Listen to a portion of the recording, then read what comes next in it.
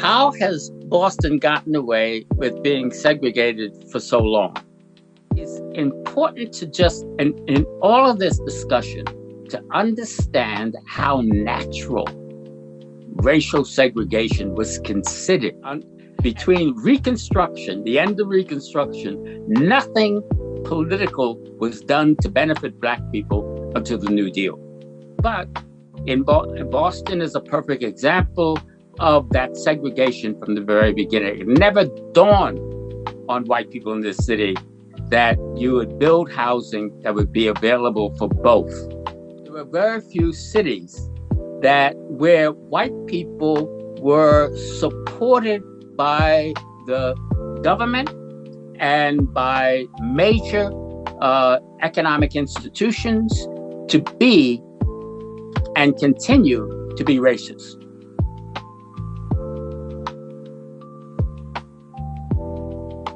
One thing that surprised me coming out of the focus groups especially was hearing about kind of how difficult it is to navigate the process from whichever entry point you have. So when someone goes to purchase a home, there's no systematic way where they, step one, talk to this person, and then step two, go to that resource. It's more kind of ad hoc. So maybe you might ask your cousin who bought a home, how did they go about it? Or maybe there's a broker that someone recommended, and so you go to them first. And there's really no guarantee that you'll kind of learn all these tricks or learn about all these programs.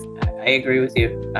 Having gone through that process and having friends and family members, it was a very different experience for me versus my white friends who were buying in other communities. So absolutely, I think there needs to be more support and just transparency as well with the housing process, because so many people just don't know and are not educated enough to know about what resources and programming are out there.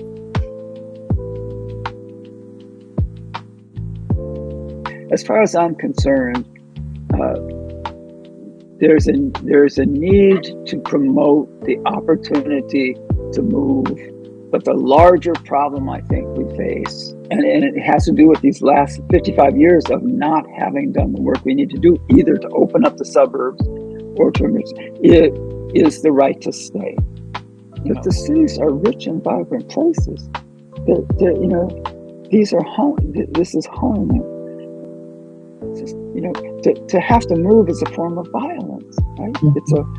It's a violation and a violence to say that in order to have access to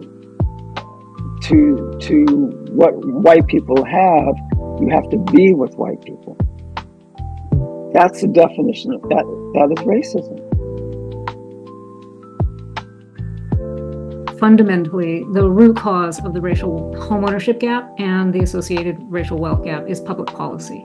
The racial homeownership gap is caused by laws and policies and practices in our public institutions. We would like for the folks that created housing discrimination and perpetuated it, and our research substantiates it, to bear the cost of that, to allow folks to gain some of this equity appreciation from their homes, and for the folks that created the situation that we're in currently with the homeownership and the racial wealth gap, that's their restorative piece.